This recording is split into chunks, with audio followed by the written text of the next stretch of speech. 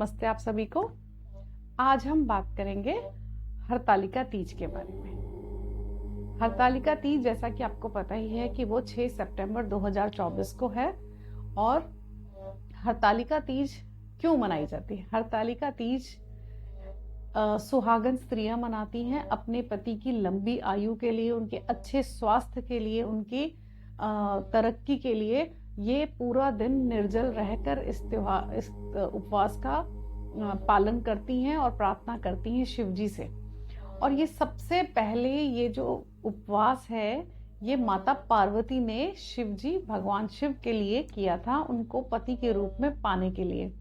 और ऐसी मान्यता है कि जो कुंवारी लड़कियां जो चाहती हैं किसी पुरुष के साथ शादी करना जिससे जो उनको बहुत पसंद है, उसके लिए भी ये इस उपवास का पालन कर सकती हैं। तो आइए इसकी कथा शुरू करते हैं। तो ये कथा शिवजी माता पार्वती को सुनाते हैं, बताते हैं कि कैसे कैसे उन्होंने ये सब उपवास करके शिवजी को पति के रूप में पाया है। तो बहुत समय पहले की बात है, माता गौरा ने पार्वती के रूप में राजा हिमालय के यहाँ जन्म लिया था।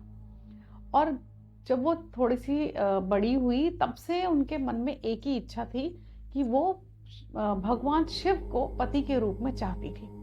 और वो उसके लिए उन्होंने 12 साल तक, जी हाँ 12 साल तक निराहार रहकर तप किया और इतनी तपस्या की कि वो शिवजी को ही अपना पति मान भी चुकी थी और बस चाहती थी कि जब उनका विवाह हो तो शिवजी से ही हो।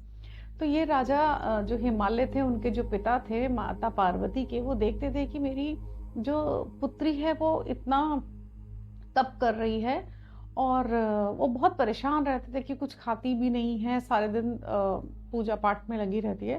तो इसी सोच विचार में एक बार जब राजा बैठे हुए थे तो वहां पर नारद मुनि आए। तो नारद मुनि कहने लगे कि पार्वती तो बहुत तप उपवास कर रही है, तो विष्णु जी माता पार्वती से विवाह करना चाहते हैं। ऐसा सुनकर जो उनके पिता हिमालय थे वो बड़े खुश हुए। तो उन्होंने बोला कि ठीक है, मुझे ये प्रस्ताव मंजूर है। और नारद मुनि फिर गए विष्णु जी के पास और विष्णु जी को कहने लगे कि राजा हिमालय ने अपनी पुत्री पार्वती के विवाह के लिए आपको चुना है, तो क्या आपको ये प्रस्ताव मंजूर है? तो विष्णु जी भी बोलने लगे कि हाँ मुझे मंजूर है। और उसके बाद नारद मुनि अपना काम तो पूरा करेंगे ही ना।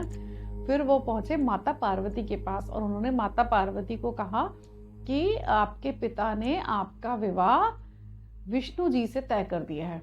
और ऐसा सुनना था, माता पार्वती बहुत बहुत दुखी हो गई। उन्होंने सोचा कि मैं इतना तप कर रही हूँ, इतनी तपस्या कर रही हूँ शिवजी को पाने के लिए, और ये क्या हो गया कि मेरा विवाह विष्णु जी से तय हो गया है। तो उन्होंने ये अपने दुख वाली बात अपनी सखियों को बताई और सखियों से कहा कि तुम मेरी मदद करो, क्योंकि मैं तो सिर्फ और सिर्फ शिवजी से ही विवाह करूंगी। मैं उनको पति रूप में स्वीकार कर चुकी हूँ।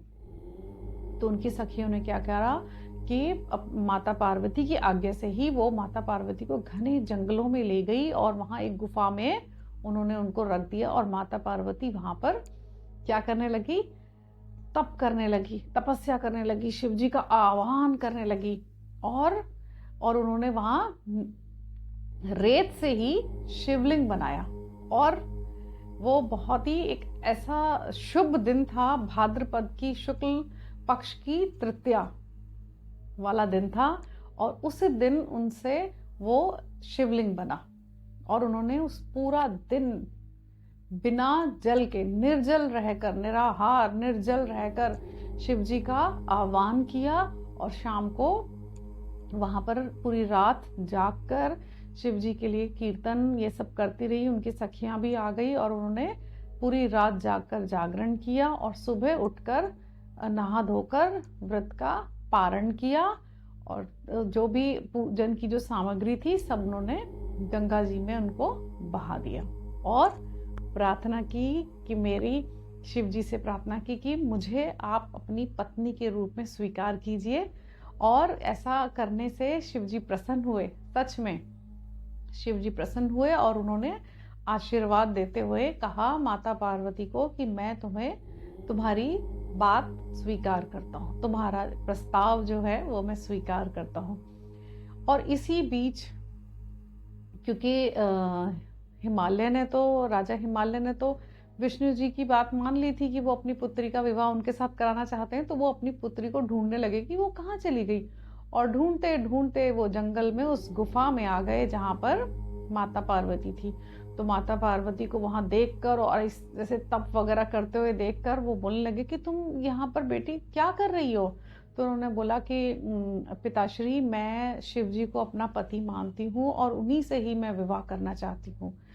जब उनके पिताश्री को ये बात पता चली तो उन्होंने बोला कि लेकिन मैंने तो विष्णु जी को वचन दे दिया है। तो उन्होंने बोला कि नहीं, मैं तो जब से मैंने होश संभाला है तब से मैंने शिव जी को ही अपना पति माना है। तो फिर अपनी पुत्री की इस इच्छा को देखकर उन्होंने बोला कोई बात नहीं, मैं विष्णु जी से बात कर लूँगा।